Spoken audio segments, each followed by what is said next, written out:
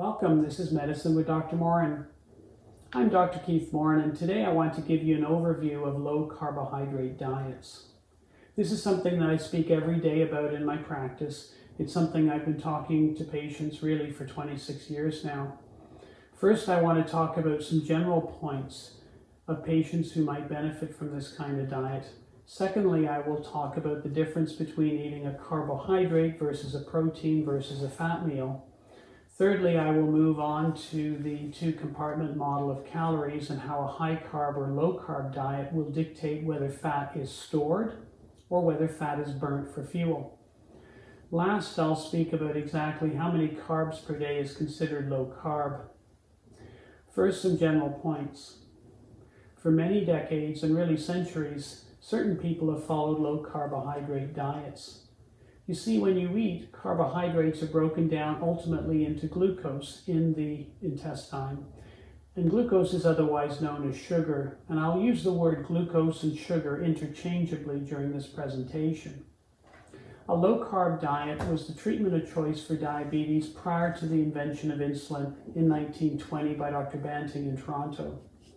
Even after the invention of insulin, there were many diabetics who preferred not to use a lot of insulin, as they were concerned as the insulin came from pigs or cows.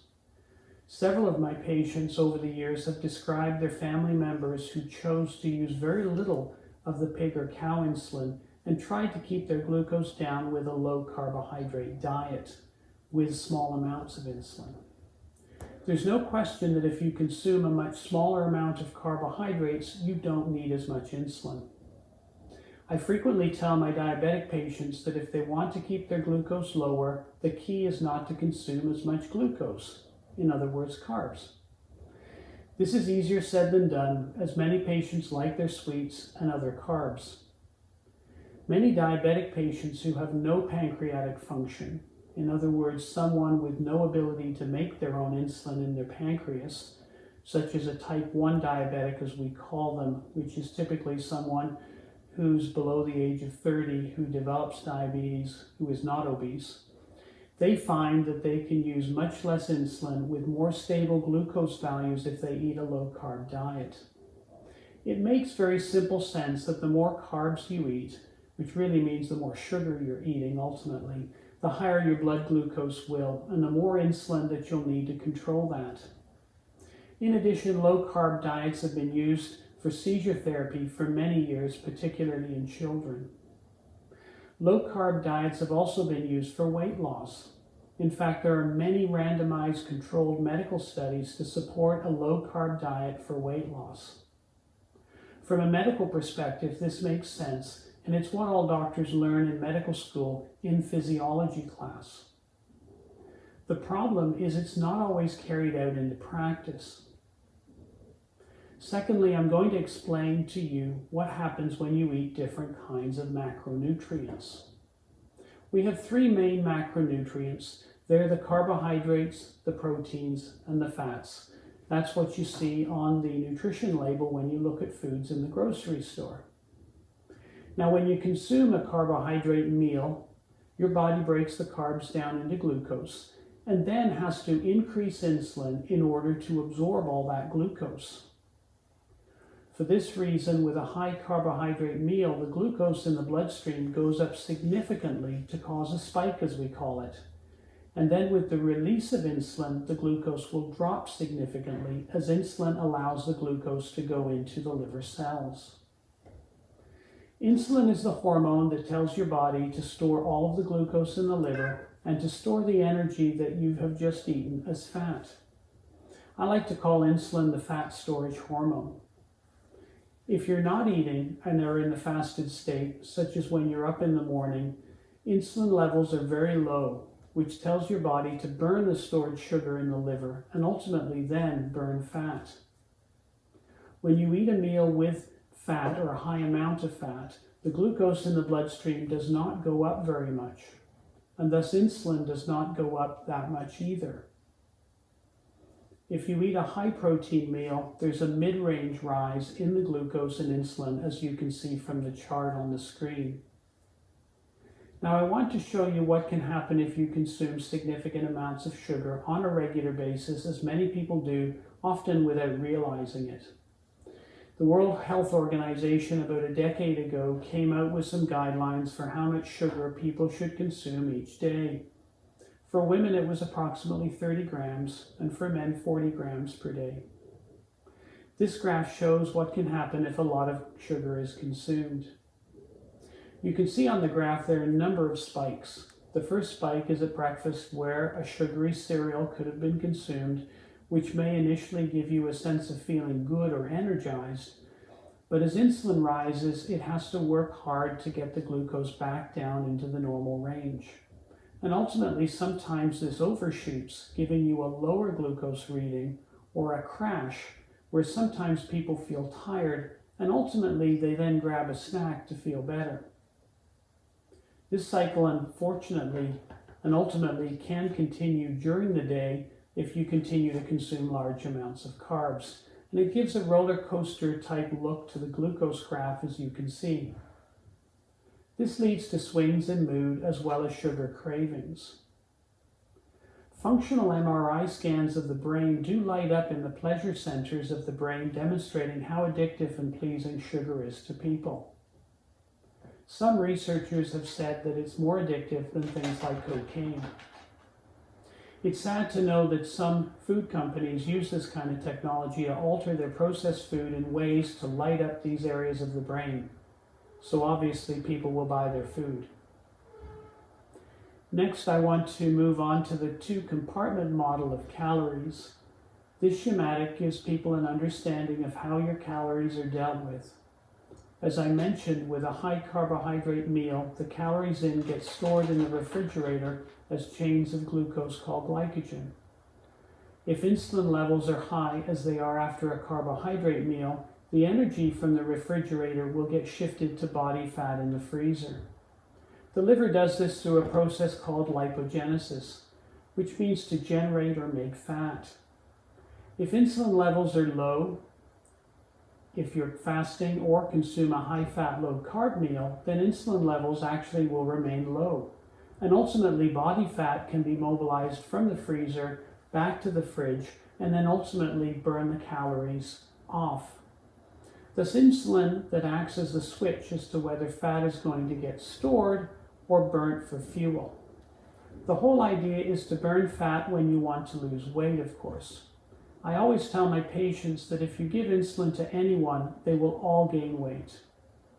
Diabetics with no ability to make insulin are typically significantly underweight because they're unable to store calories as fat, but once they're started on insulin, they immediately start gaining weight. This is what we learned in physiology class in medical school. That is that insulin directs the body to store the calories as fat when it's high, or to allow fat to be turned into fuel when insulin levels are low. So the key is to keep your insulin level low if you want to lose weight. When we turn fat into fuel, it gets broken down into ketones, and thus a low carbohydrate diet is often called a keto diet. Our bodies need a fuel source, of course, and for the vast majority of people in society, their bodies run on carbohydrates. But people who consume a low-carb diet, their bodies run primarily on ketones. Our bodies, even slender people like myself, have large stores of fat which can last months or possibly even years if people are overweight. The longest documented continuous fast, which was medically supervised, was in a 27-year-old man who survived on water and supplements for 382 days. Think about that, 382 days of fasting. He was 456 pounds and went down to 180 pounds. During this entire time, he was relying on his fat stores to convert the fat into ketones, and he was fueling his body with ketones. Remember, when fasting, hunger does not slowly increase, but rather tends to wax and wane. Now, if your body runs on carbs, typically your glycogen stores are burnt almost completely within 24 to 36 hours of pure fasting. Of course, you can burn through these glycogen stores, which are your glucose stores, much quicker if you exercise. Typically 2 to 3 hours into a marathon, runners will burn their entire store of glycogen in the liver. That's why during a race such as a marathon, there are aid stations with liquid or solid food which have sources of carbs such as Gatorade, oranges, bananas. This is to continue to fill up your fridge with glucose so that you can use this fuel to finish your race. Next to the diet, how much is a low carbohydrate diet? Well, this can be helpful for diabetic patients as well as to lose weight. In the last section of the video, I'll go over what is a low carb diet. Typically this is 50 grams per day, or alternatively 25 grams of net carbs. You can consume even less carbs than this though. What I meant by net carbs is if you take the total number of carbs in the food you're eating and you take away the number of grams of fiber.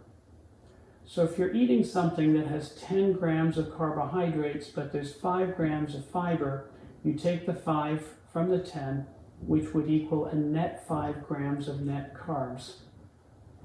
So you can either use 50 grams per day of total carbs or 25 grams of net carbs. This tends to be the limit for a low carb diet. When you consume a diet like this, you will ultimately expend your carbohydrate or glycogen stores of glucose in the liver, and then you'll tap into your fat stores and literally burn fat. I tell my patients that it's very important that they carbohydrate count if they're trying to lose weight or they're diabetic. I'm always amazed at how many patients go to the diabetic clinic but do not learn how to carbohydrate count. All diabetics need to know how to carbohydrate count. It's a worthwhile endeavor to do, and it's not difficult.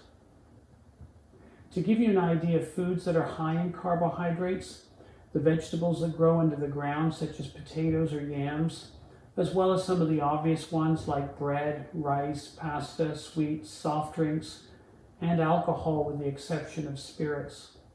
Most processed foods are high carbohydrate and low fat. It's of course easy nowadays with internet search engines to find out how many carbohydrates and other nutrients are in any given food.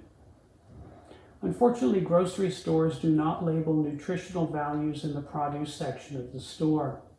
This would be very helpful to people.